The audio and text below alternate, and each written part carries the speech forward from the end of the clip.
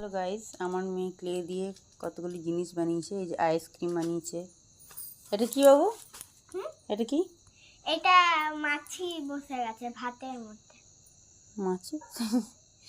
এটা হচ্ছে, এটা কি সবজি? না, এটা হচ্ছে স্টিকার। সবজি থালা মনে হচ্ছে এটা।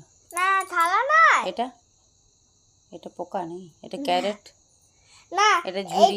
এটা ললিপপ। এটা ও আচ্ছা, ললিপপের পিস। আচ্ছা, এটা ক্যারেট। এটা এটা ঝুড়ি।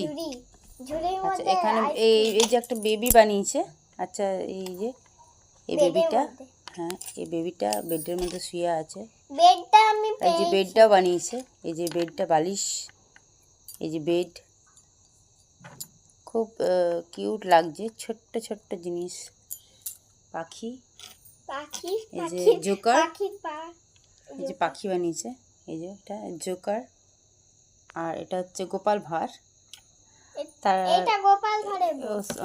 সরি, এই যে এটা পুঁচকে, গুলটি, আর এই যে গোপাল ভাঁড়ের বউ।